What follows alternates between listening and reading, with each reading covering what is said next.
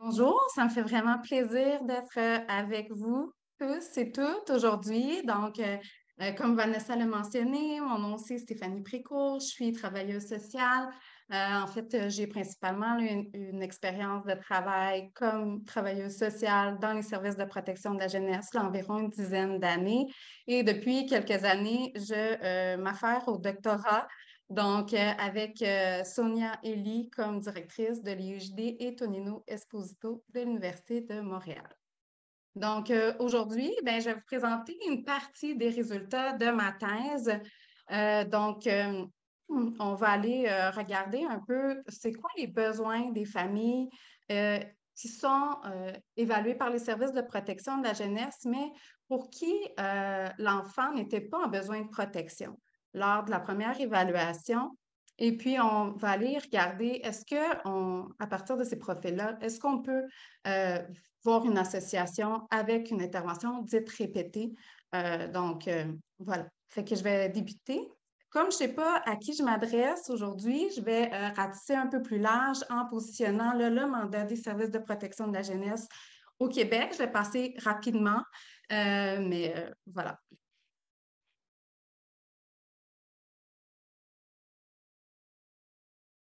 Oui, aussi, désolée. C'est ça, je fais un petit plan de présentation. Donc, c'est vraiment un modèle classique, une mise en contexte, des objectifs de l'étude. On enchaîne avec les résultats et on termine avec une discussion-conclusion. C'est des résultats qui sont tous prêts. Pour moi, j'ai très hâte là, qu'on discute après pour voir, là, pour pouvoir échanger avec vous sur c'est ça. Voilà. Je débute le mandat des services de protection de la jeunesse au Québec. Comme vous le savez sûrement, c'est une intervention qui est encadrée par la loi sur la protection de la jeunesse, donc la LPJ. C'est le DPJ qui est responsable de l'application de cette loi-là. L'intervention, elle est dite exceptionnelle parce que elle devrait là, se limiter aux situations qui compromettent ou peuvent compromettre la sécurité ou le développement de l'enfant.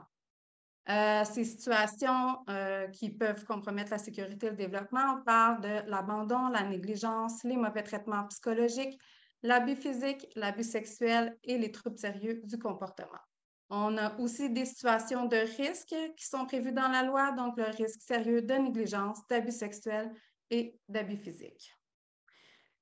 J'enchaîne avec le processus d'intervention. Je l'ai simplifié. Je vous montre la figure ici.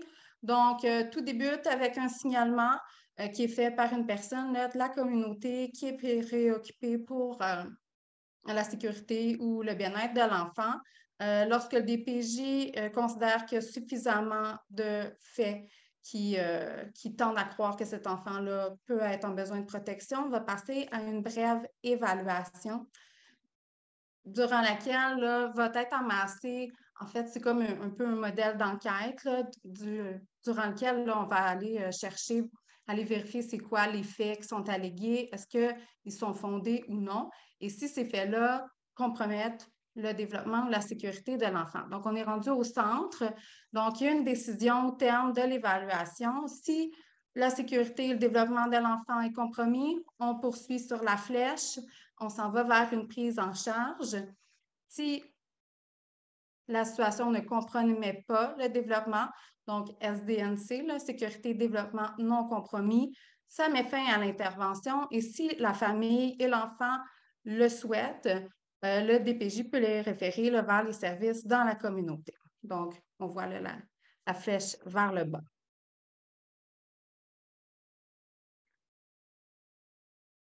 Donc, comme je l'ai mentionné au départ, c'est une intervention qui se souhaite exceptionnelle.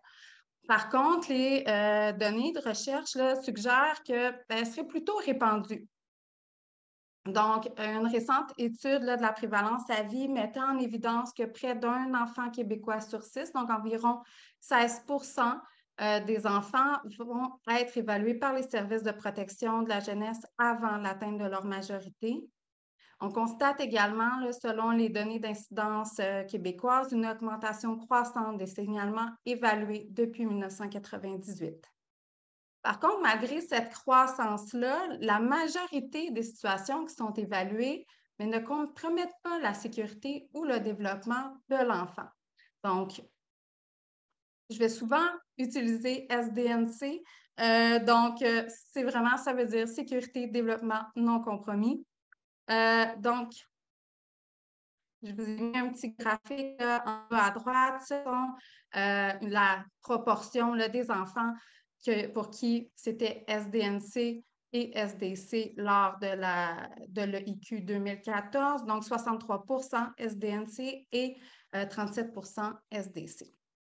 Donc, malgré qu'ils composent la majorité des situations qui sont évaluées, bien, les enfants SDNC et leurs parents est un groupe qui est peu étudié. Donc, il y a quelques études là, américaines qui se sont penchées sur ces familles-là. Et puis, dans le fond, ce qu'ils ont constaté, c'est que c'est des familles qui ont de multiples besoins d'ordre clinique, par exemple, des enjeux de santé mentale chez les parents ou d'abus de substances, mais aussi économiques. Donc, c'est des personnes qui peuvent être en situation de pauvreté, économique, manquer d'argent, mais aussi des difficultés, là, par exemple, à se loger, à se vêtir. Donc, euh, donc voilà, ils font face à plein de défis. Ce qu'on peut penser, c'est que si ces familles-là, ben, ils ne sont pas soutenues efficacement suite à la fermeture des services de protection de la jeunesse, mais ça peut les mettre à risque d'une réévaluation. Donc, c'est-à-dire une évaluation qui va subvenir après que la première soit terminée. Donc, on parle de réévaluation à ce moment-là.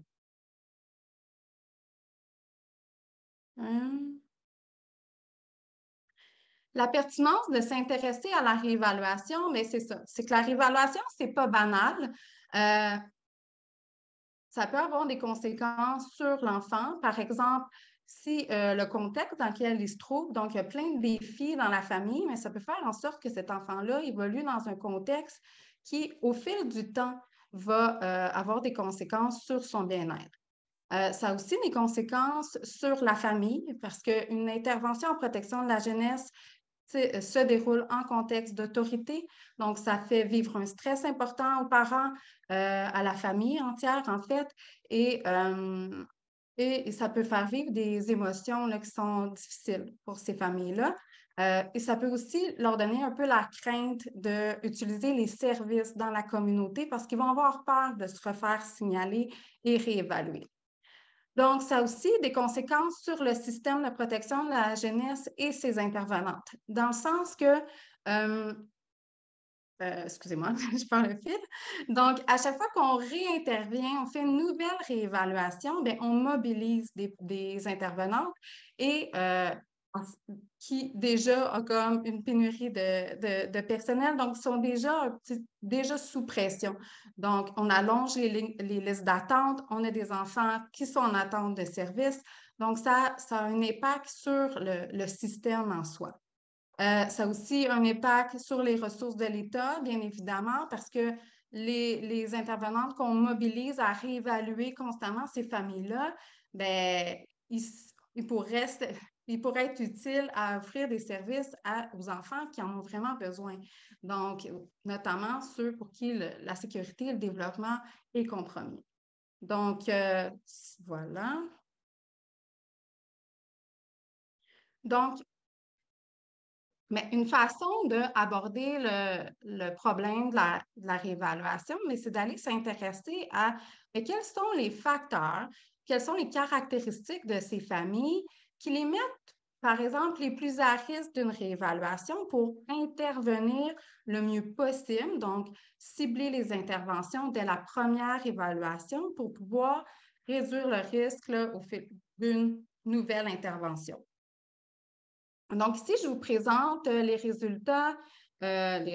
facteurs identifiés dans la littérature qui se sont penchés sur les différents facteurs familiaux associés à une réévaluation. Ici, je vous présente, peu importe si c'était SDC, SDNC, parce que j'aurais bien aimé me centrer sur les situations seulement SDNC. Par contre, la littérature, elle est c'est peu nombreuses. Ensuite, aussi, on trouve des indicateurs qui varient d'une étude à l'autre, donc c'est difficile de se faire un portrait clair. Les résultats aussi sont mitigés. Certaines études trouvent des associations, d'autres non. Donc, je vous présente rapidement les facteurs familiaux. Donc, au niveau de l'enfant, les jeunes enfants, donc c'est les enfants qui sont le plus à risque d'une réévaluation. On a aussi les enfants qui ont des besoins d'ordre clinique, donc par exemple des retards développementaux, des handicaps physiques, des problèmes de santé mentale ou physique, des difficultés émotionnelles ou comportementales. Chez les parents, on note la consommation abusive de substances, les problèmes de santé mentale, la violence conjugale et un vécu de maltraitance durant l'enfance. Par rapport à la famille, on a la structure familiale qui peut influencer qui est associée à la réévaluation. Donc, on a la monoparentalité, un nombre élevé d'enfants, l'isolement social également et la pauvreté économique et matérielle. Par rapport à la situation qui est évaluée, donc les cas de négligence sont plus fortement associés à une réévaluation que les autres types de maltraitance ou de motifs d'intervention. Et le facteur qu'on a trouvé dans la littérature qui était le plus constant et le plus fortement associé à la réévaluation, ce sont les antécédents d'intervention en protection de la jeunesse. Donc, là, maintenant qu'on sait que tous ces facteurs-là sont associés à la réévaluation, on pourrait se dire, OK, mais on est peut-être maintenant en mesure de bien identifier quelles sont les familles qui sont les plus susceptibles d'être réévaluées. Par contre, ce n'est pas le cas. Puis, ce qui est suggéré dans la littérature, c'est qu'une limite à notre compréhension, notre compréhension, mais aussi notre capacité à réduire cette intervention répétée, c'est le fait que ces facteurs-là ont été étudiés de manière indépendante. Donc, si vous êtes familier avec les statistiques, c'est des modèles de régression multiples. Donc, on voit qu'ils sont associés, mais ça ne prend pas nécessairement en compte que ces facteurs-là, ils viennent souvent en combinaison. La littérature tend à montrer que les familles évaluées par les services de protection de l'enfance présentent des besoins multiples, donc un certain cumul de besoins. Donc, une façon de dépasser ces limites-là, c'est une limite quand même méthodologique, il y a des chercheurs qui ont proposé d'utiliser une méthode dite centrée sur la personne. Donc, c'est des analyses qu'on dit en classe latente ou des profils latents. Ce que ça vient faire, c'est que ça vient identifier, donc au sein d'un échantillon, par exemple, de familles évaluées par les services de protection de l'enfance, les sous-groupes qui ont des combinaisons de facteurs, de besoins qui sont similaires. Donc, ça vient faire des sous-groupes avec des profils cliniques distincts. Donc, par exemple, on peut trouver un jeune enfant, un nourrisson avec 2 parents, mais qui ont des enjeux, par exemple, en santé mentale. Mais on peut trouver un autre profil qui pourrait être différent avec un adolescent avec des grandes difficultés comportementales et un parent seul.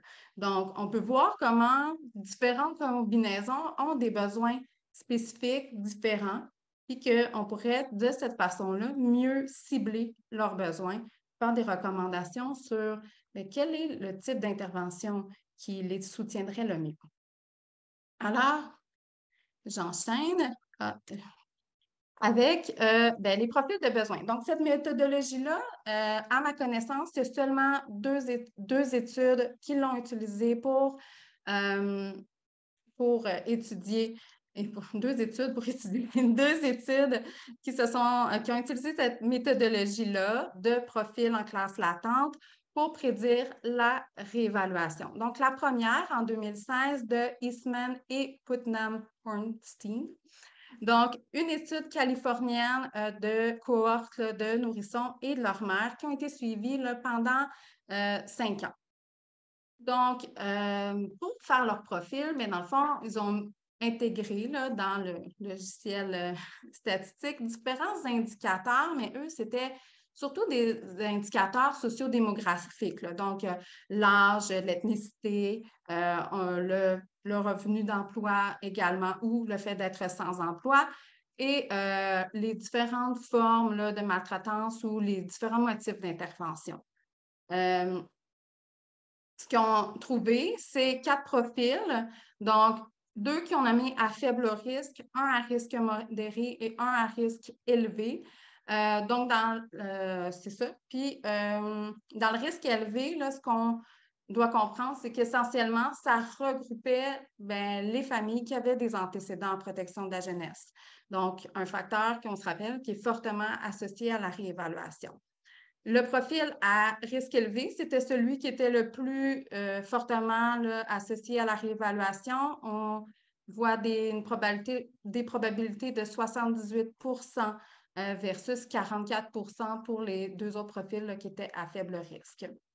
Kim et ses collègues, en 2020, donc, a tenté de faire quelque chose de similaire, mais cette fois-ci en élargissant à un groupe d'enfants âgés de 0 à 14 ans, donc à partir d'un échantillon national américain représentatif. Puis ils les ont suivis sur une période de 3 ans. Donc, c'est pour ça qu'ils ont inclus des enfants jusqu'à 15 ans moins un jour, là, parce qu'ils voulaient avoir une période d'observation durant laquelle, est-ce qu'ils sont réévalués ou non. Donc, pour leur profil, ils ont intégré des indicateurs socio-économiques, mais aussi cliniques des parents.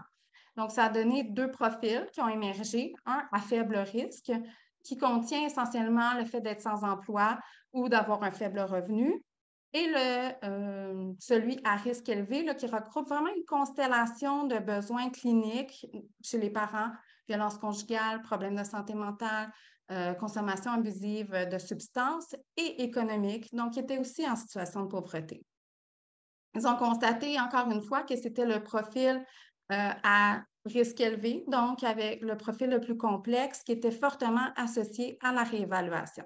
Donc, 2 fois plus de chances, là, finalement, de connaître une réévaluation. Maintenant, qu'est-ce qu'on peut tirer de ces études-là? D'abord, on peut tirer que cette méthodologie-là de classe latente, donc centrée sur la personne, mais ça semble être une avenue intéressante pour étudier la réévaluation, donc à partir de profils de besoins. Par contre, parce qu'ils ont été, excusez-moi, par contre, comme ils ont utilisé des échantillons d'enfants, peu importe c'était quoi la décision, sécurité, développement compromis ou non compromis, donc tous les enfants évalués par les services de protection de l'enfance, ça ne nous permet pas nécessairement de bien identifier, de bien cibler les besoins spécifiques à ces familles-là. Donc, voilà. Ensuite, une autre chose, ah oui, c'est ça. On peut se rappeler qu'ils n'avaient pas intégré des facteurs qui étaient liés aux besoins des enfants. Donc, mais la littérature nous dit que, par contre, les différents besoins des enfants sont associés à une réévaluation. Donc, on avait plus des profils familiaux, parentaux plutôt que familiaux. Ensuite, on va remarquer aussi que les adolescents de 15 à 17 ans n'avaient pas été intégrés non plus. Voilà. Donc, ça nous amène aux objectifs de l'étude pour laquelle je suis ici, que je veux vous parler aujourd'hui. Donc, 3 objectifs. Donc, le premier, c'est d'identifier des profils familiaux au sein d'un échantillon représentatif provincial d'enfants et de leurs parents qui ont été évalués pour eux la première fois par les services de protection de l'enfance et pour qui, au terme de l'évaluation, la sécurité et le développement n'étaient pas compromis. Ensuite, de comparer ces profils-là selon l'âge au moment de l'évaluation initiale et les motifs à la compromission. Donc, on va faire des profils cliniques et socio-économiques. Puis après, on veut les comparer sur l'âge puis les motifs à la compromission. Ensuite, examiner si les profils présents au moment de l'évaluation initiale, s'ils sont associés à la réévaluation sur une période de 9 ans, tout en ajustant pour des variables qui sont potentiellement confondantes. Donc ici, j'ai l'âge, le genre de l'enfant et le motif de compromission. Donc, ils ne sont pas intégrés au profil, mais qui peuvent avoir une influence sur la réévaluation. Ensuite, examiner après combien de temps survient la réévaluation. Donc, dans la littérature, on nous suggère que ça serait dans les mois subséquents, l'évaluation initiale, que ces familles-là sont plus à risque d'une réévaluation. Donc, c'est comme une fenêtre, une période où les familles sont en très grand besoin. Les études que je vous ai présentées tantôt, les deux études, n'avaient pas pris en compte à quel moment exactement survenait la réévaluation. Donc, voilà. Donc, on va venir peut-être le spécifier ici. Je vais tenter de passer rapidement sur la méthodologie. Donc, la source de données, j'ai l'EIQ 2008 longitudinal. Donc, c'est les données issues là, de l'étude d'incidence québécoise sur les situations évaluées en protection de la jeunesse au Québec, celle de 2008, j'ai dit 2018, pardon, 2008. Si vous n'êtes pas familière avec le IQ, c'est une étude là, cyclique qui, on est rendu à 5 cycles de l'EIQ, qui vise à faire un portrait là, au Québec des situations évaluées par les services de protection de la jeunesse en allant chercher notamment des informations auprès des intervenants. Donc, on va avoir des informations liées sur l'actuation, sur les décisions, mais aussi sur les caractéristiques des familles. Donc, les parents et l'enfant et leurs conditions de vie. Donc, c'est vraiment une banque vraiment très riche en données cliniques qui sont difficiles là, à obtenir là, autrement. Donc, voilà. Le IQ 2008, il y avait un échantillon environ de 3000 enfants. Ensuite, l'équipe de Sonia Elie et ses collègues là, de l'IUJD sont allés extraire là, du système pays, je ne sais pas si vous êtes familier, mais la trajectoire de services reçus pour ces 3000 enfants-là sur une période de 9 ans. Donc, on peut aller chercher là-dedans, justement, la réévaluation, mais plein d'autres services qui ont pu être donnés là, après l'évaluation initiale. Pour la présente étude, on a été chercher, on est allé sélectionner 1431 enfants selon les critères suivants. Donc, ça devait être la première fois qu'ils se faisaient évaluer par les services de protection de la jeunesse. Donc, on exclut les familles avec des antécédents. Il devait avoir des informations disponibles sur au moins un des parents. Donc, on a exclu les enfants pour qui, par exemple, on avait des informations sur la famille d'accueil. La décision au terme de l'évaluation devait être sécurité, développement, compromis. Stratégie d'analyse, je tente vraiment de passer rapidement. Donc, analyse, la première stratégie pour répondre à l'objectif 1, qui était d'identifier des profils de besoins familiaux. Donc, ce sont les classes attentes, comme je l'avais expliqué là précédemment. Donc, c'est une méthode statistique qui permet au sein d'un échantillon d'identifier des sous-groupes d'individus qui ont des caractéristiques similaires, puis ces sous-groupes-là sont mutuellement exclusifs, ça veut dire qu'ils sont distincts les uns des autres. Ensuite, ces profils-là ont été intégrés dans une analyse de survie. Donc, aujourd'hui, je vais vous montrer les résultats d'une analyse de Cox. Ça ressemble un peu à une régression multivariée, par exemple, mais elle va tenir compte du temps. Donc, du moment, à partir du moment de l'évaluation initiale jusqu'à l'événement de récurrence. Donc, ça va tenir en compte du temps qui est passé. Donc, on va aller l'estimer. Ensuite, ça tient compte aussi qu'il y a des enfants en cours de route qui vont atteindre leur majorité. Il y en a aussi qu'à la fin de la période de l'étude, qui n'auront pas atteint leur majorité, puis eux, ils restent toujours à risque finalement d'une réévaluation. Donc, je vais vous montrer aussi la table de survie pour voir à quel moment survient la réévaluation. Donc, pour faire les profils de besoins familiaux, on a intégré là, différentes variables liées aux besoins socio-économiques de la famille. Donc, j'ai le manque d'argent régulièrement, des parents, un ou des parents qui sont sans revenu d'emploi, de l'insécurité résidentielle. On attend ici soit le fait d'être sans logement, mais aussi d'être dans un hébergement temporaire, par exemple. Les besoins cliniques des parents. On a la consommation abusive de substances, les problèmes de santé mentale, un contexte de violence conjugale et l'isolement social. Les besoins cliniques des enfants, des retards cognitifs ou développementaux, des problèmes de santé mentale et des difficultés de comportement. Donc, à droite, vous voyez une espèce de graphique, là, c'est les résultats des classes. Donc, on voit 4 profils, mais je vais vous les décrire là, parce que là, on ne voit pas très clairement ce qu'il y a dedans. Donc, 4 profils. Le premier, c'est peu de besoins identifiés qui représentaient là, 40 de l'échantillon. Ce qu'on trouve dans ce profil-là, c'est des familles avec peu de besoins cliniques, des parents en emploi, des besoins de base qui sont comblés. Donc, quand on va voir c'est quoi les motifs à la compromission et l'âge, on vient un peu mieux comprendre pourquoi il y a une intervention du DPJ. Donc, âge de l'enfant, en moyenne 7 ans, et ce sont des abus physiques et sexuels qui sont les principaux motifs d'intervention. Ensuite, enfant à besoins particuliers, donc qui représente environ un quart d'échantillon. Ce sont des enfants présentant des retards développementaux, donc cognitifs, développementaux, des problèmes de santé mentale ou de comportement. Mais quand on allait voir vraiment plus précisément c'était quoi qu'il y avait dans ces profils-là, les enfants avec des retards cognitifs et développementaux étaient en forte proportion. Âge de l'enfant, en moyenne 10 ans.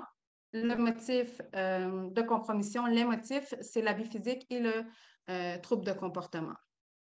Le quatrième profil, donc le plus petit groupe, 10 je l'ai nommé enfant en détresse aujourd'hui, mais je passe mon temps à le changer. Donc, si vous avez des idées, vous êtes la bienvenue.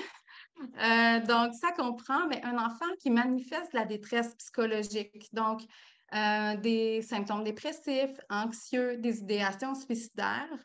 Ce sont aussi des familles qui sont en situation de pauvreté, mais on notait aussi fortement de l'isolement social. Donc, aussi, on peut penser à des familles plus marginalisées.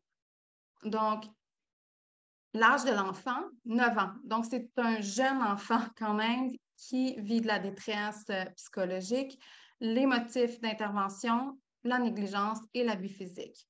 Ensuite, le quatrième profil, ce sont les besoins parentaux complexes. Je les nomme complexes parce que dans la littérature, on fait référence à la consommation de substances, les problèmes en santé mentale, la violence conjugale comme étant des problèmes qui sont chroniques, complexes, pour lesquels on a souvent besoin d'un soutien un peu plus spécialisé, on va dire ça comme ça. Ce sont aussi des familles qui sont en situation de pauvreté, mais on trouve aussi des problèmes là, de logement. Donc, il y avait de l'insécurité résidentielle. L'âge de l'enfant, en moyenne, je ne le vois pas à l'écran, mais c'est 6 ans. Donc, ce sont de jeunes enfants. Les motifs à la compromission, pour ceux qui sont familiers avec l'intervention en protection de la jeunesse, vous ne serez pas surpris que c'est la négligence, le risque de négligence et les mauvais traitements psychologiques, probablement en lien avec le contexte de violence conjugale. Alors, maintenant, ça, c'était notre premier objectif. Le deuxième objectif qui était, est-ce qu'on est capable, à partir de ces profils-là, de voir lesquels sont plus susceptibles de vivre une intervention répétée? Donc, je vous ai mis une petite ligne du temps ici. J'ai repris mon modèle du début. Donc, l'intervention initiale, signalement retenu, évaluation, décision, sécurité, développement non compromis. Il y a du temps qui s'est passé. On ne sait pas trop combien de temps. Il y a eu un nouveau signalement retenu et évalué. Vous êtes peut-être curieux de savoir c'est quoi la proportion. Donc, c'est quand même 44,6 de l'échantillon qui a été réévalué. Donc, maintenant, je vais vous montrer les résultats des analyses de Cox. Donc, vous voyez ici différentes courbes. Je ne vous montre pas tout le détail des analyses, mais tous les profils étaient associés à la réévaluation. Maintenant, on va pouvoir voir lesquels le sont davantage. Donc, sur la courbe, donc, vous voyez sur l'axe du bas, c'est le nombre de jours jusqu'à la réévaluation. Donc, on avait une période de près de 10 ans, donc on a 3000 jours. Et vous avez sur l'axe de gauche le risque cumulé. Donc, au fil du temps, le risque d'une réévaluation dans ce cas-ci, il augmente. Donc, le profil le moins à risque d'une réévaluation, c'est le profil 1 avec peu de besoins identifiés. Ensuite, on peut venir comparer à ce profil-là les autres. Donc, juste en haut, on voit la courbe jaune, enfant à besoins particuliers, qui était 1,36 fois plus à risque. On peut aussi l'interpréter comme 36 plus de risque que le profil 1. Ensuite, on voit la courbe orange, parents à besoins complexes. Donc, ici, avec 1,56 de plus de risque. Et le dernier, celui qui est le plus à risque, c'est le profil famille avec des besoins multiples. Oh non, excusez, c'était enfant, excusez-moi, je ne l'ai pas modifié, mais c'est enfant en détresse. Vous voyez, je l'ai changé hier. C'est ça, c'est l'enfant qui est en détresse psychologique avec 1,75 fois plus de risque. Donc, voilà. Donc, ils sont tous associés, mais de façon différente. Ensuite, la troisième question, c'était quand est-ce qu'elle survient, cette réévaluation? Ça peut nous pister, savoir, mais c'est quand la période où qui ont vraiment besoin de soutien, ces familles-là. Donc, dans la prochaine diapositive, regardez essentiellement, là, je vais vous le montrer comme ça. Là. Ça, c'est la table de survie, un résumé de la table de survie, mais on tient compte surtout là, ici, dans ce cas-ci, de l'avant-dernière colonne. Donc, durant la première année, il va y avoir 276 enfants qui vont être évalués. Durant la deuxième année, 155. Et on voit que jusqu'à la neuvième année, là, ça va de façon décroissante. Donc, dans les 2 premières années, mais il y a le 2 tiers des réévaluations qui vont survenir. Donc, c'est quand même en accord avec ce qu'on avait vu là, dans la littérature. Ici, je suis rendue à ma discussion.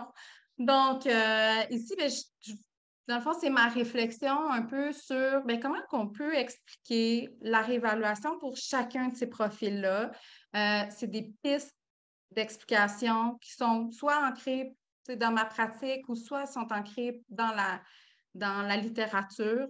Donc, je vous présente le profil 1, peu de besoins identifiés. Donc, on se rappelle, c'est le profil qui représente 40 des situations SDNC, que le DPJ intervient principalement pour des motifs d'abus physiques, abus sexuels. Donc, comment on peut expliquer la réévaluation? On peut peut-être l'expliquer par une erreur de type 1, c'est-à-dire qu'au moment de la première évaluation, il y avait, par exemple, vraiment une situation d'abus qui s'est produite, mais faute de matérialité, le DPJ a fermé et puis il y a eu un nouvel événement et qui a mené à une nouvelle évaluation, donc une réévaluation.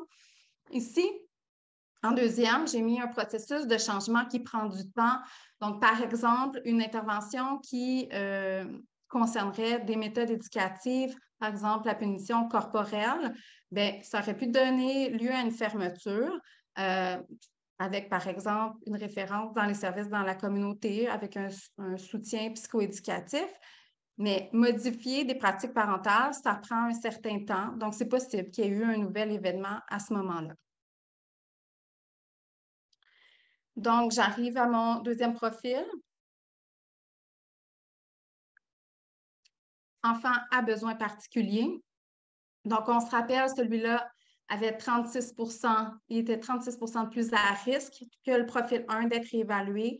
Mais ici, je vais me concentrer sur justement les enfants à besoins particuliers, les enfants notamment qui ont des enjeux développementaux et donc déficience intellectuelle, on peut penser à un TSA, par exemple. Donc, on peut essayer de comprendre la réévaluation en allant dans la littérature sur l'expérience des parents ayant un enfant à besoin particulier. Donc, ce que la littérature met en évidence, notamment la littérature qualitative, c'est que ces parents-là vivent un stress accru dû à la complexité, à la chronicité des besoins des enfants.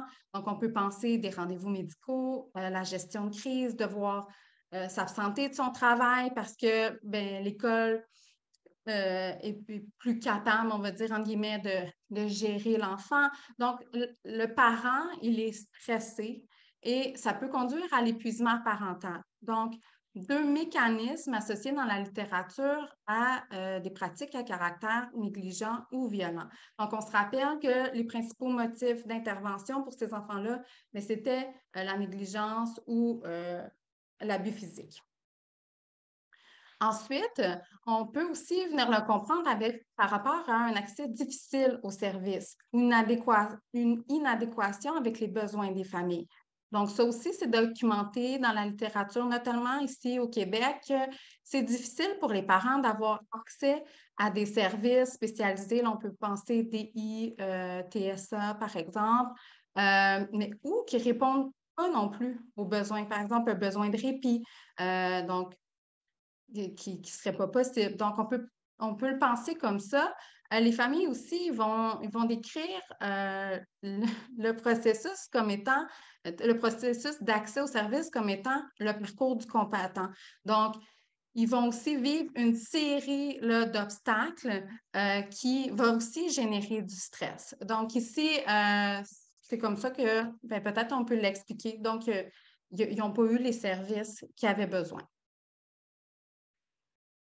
Ensuite, le troisième profil, enfant en détresse, je l'ai bien mis ici. Donc, on s'appelle un enfant, un jeune enfant en moyenne 9 ans qui a des symptômes là, dépressifs, des idéations suicidaires, une famille isolée qui est aussi en situation de pauvreté. Donc, les besoins ils sont quand même multiples. Ça représentait 10 seulement de l'échantillon. Par contre, il y avait 56 de plus de risques de réévaluation que le premier profil. Comment on peut comprendre la réévaluation aussi? Bien, entre autres, la littérature, on trouve plusieurs là, études qui font un lien entre la pauvreté, par exemple, à la petite enfance, et des problèmes de santé mentale chez les enfants d'âge scolaire, là, de middle school en anglais. Donc, ici, des enfants qui ont 9 ans. Donc, on peut penser que ben, la précarité dans laquelle se retrouve la famille, ça peut avoir un effet sur le bien-être de l'enfant. On peut aussi, donc c'est chronique, donc même s'il y a une intervention du DPJ, que ça a été fermé, bien, la situation, elle n'a pas nécessairement changé, donc elle se poursuit. Donc, l'enfant, il peut continuer d'être en détresse, ses conditions de vie vont demeurer les mêmes. Difficulté d'accès aux services en santé mentale, jeunesse. Donc, mais c'est bien connu, là, le ministère de la Santé et des Services sociaux régulièrement là, sort là, le temps d'attente en santé mentale et, euh, et il est long, et notamment pour les jeunes enfants. Et ces familles-là n'ont pas le luxe d'aller dans les services, par exemple, privés pour avoir accès. Donc, ça se peut qu'il y ait eu, ben, qu'il n'y ait pas eu de service. Alors, l'enfant, il continue à être en détresse. Ça peut générer beaucoup de préoccupations auprès, par exemple, du personnel scolaire ou d'autres intervenants auprès de l'enfant et mener à un nouveau signalement et une nouvelle réévaluation à ce moment-là. Le quatrième, donc, besoins parentaux complexes. Des besoins, je vais essayer d'aller rapide, des besoins parentaux complexes, des besoins concomitants qui peuvent être difficiles à prendre en charge à cause de la fragmentation des services. On le sait, les services sont accessibles avec des diagnostics, la santé mentale est accessible dans un certain département, on va penser à des enjeux en dépendance dans un autre. Donc, ça peut être complexe d'être pris en charge. Il y a de la littérature à ce sujet-là qui a porté là, sur l'adéquation entre les besoins de parents à besoins complexes qui avait été évalué par le service de protection de l'enfance qui révélait que il y avait une inadéquation. Donc, ils reçoivent des services qui n'ont pas besoin ou soit pas suffisants par rapport à la complexité des enjeux. Ici, on a aussi l'intersection entre les besoins cliniques et la pauvreté. Donc, on peut penser que ça peut être difficile de recevoir des services en santé mentale quand tu es sans domicile fixe, quand tu es hébergé chez des gens, mais tu changes de territoire régulièrement. Généralement, on va demander une adresse pour donner un service par exemple en CLSC. Donc, voilà. Donc, encore une fois, un manque de services, la complexité des enjeux peut avoir mené comme à ça peut avoir engendré que la situation a perduré puis qu'il y a eu un nouveau signalement, une nouvelle évaluation. En conclusion, je vois le temps qui file. Donc, les familles SDNC, donc pour lesquelles l'enfant n'était pas en besoin de protection, est un groupe hétérogène. On a trouvé plusieurs profils de besoins distincts, des familles qui présentent justement des profils différents et des risques distincts de réévaluation. On se rappelle que ce sont nos deux profils où il y avait des besoins cliniques, mais aussi des familles qui étaient en situation de pauvreté, qui avaient le plus fort risque d'une réévaluation. La réévaluation survient rapidement après l'évaluation initiale. Donc, voilà. L'implication pour la pratique en protection de la jeunesse, mais dans le fond, ce que ça nous montre, cette étude-là, les résultats de cette étude-là, c'est qu'il semble que les pratiques à l'évaluation, comme on les connaît en ce moment, donc une évaluation brève, plus dans une approche médico-légale où on va recueillir des faits, semble être adaptées aux situations représentant une menace à l'intégrité physique de l'enfant, mais moins pour les situations liées au développement de l'enfant. Donc, ces situations-là qui sont plus chroniques, qui vont avoir un impact à plus long terme sur l'enfant. Donc, ici, je soulignerais l'importance, lors de l'évaluation, d'identifier les besoins des familles qui sont sous-jacents à la situation signalée. Donc, en allant au-delà des faits qui sont allégués, donc de l'alinéa, mais tenter le plus possible de les contextualiser plus largement, notamment la pauvreté des familles, le manque de services dans la collectivité, l'exclusion sociale, en tentant le mieux possible de les connecter avec les ressources du milieu. Donc, là, ici, j'avais mis des pratiques anti-pauvreté. Donc, c'est justement d'être à l'affût des besoins matériels, économiques, puis d'essayer le plus possible que ces besoins-là soient comblés ou par les organismes, là, pas nécessairement par le DPJ. Mais voilà, je suis très consciente que ça demande une flexibilité dans le temps qui est accordé à une évaluation, mais aussi une flexibilité dans la posture d'intervention. Donc, on est plus dans une posture de soins, de soutien, que dans une posture, mettons, d'autorité, d'enquête. En terminant, la structure de service. Donc, c'est sûr que je vais parler des services de première ligne qui ont besoin d'être accessibles et en adéquation avec les besoins des familles.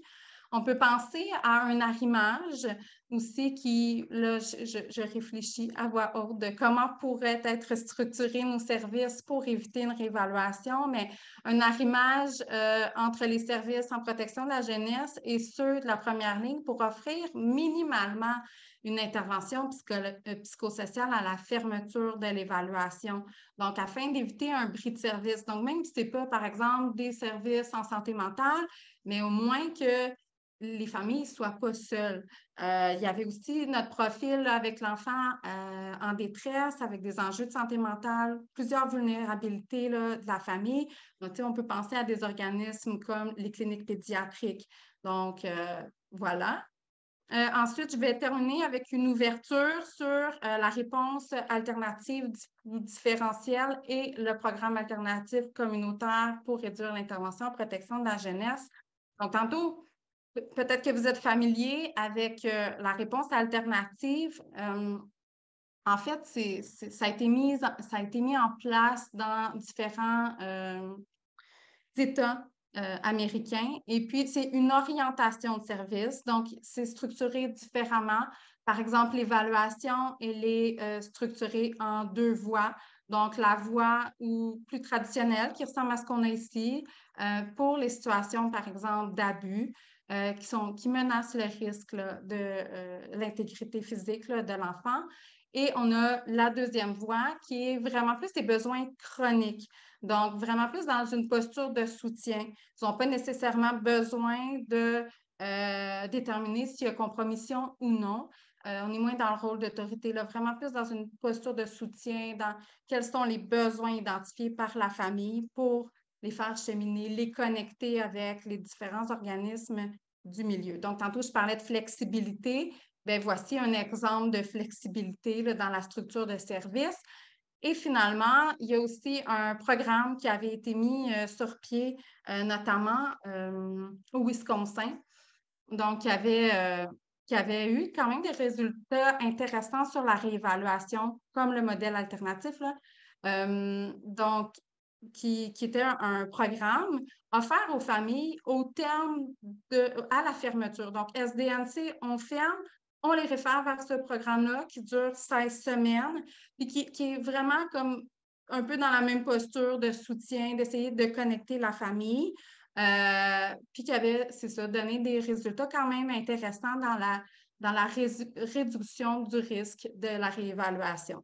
Donc, pour certaines familles, donc je ne vous présente pas ça disant que c'est la panacée, que toutes les familles pourraient en bénéficier, mais c'est une façon de voir les services différemment et avec de la flexibilité.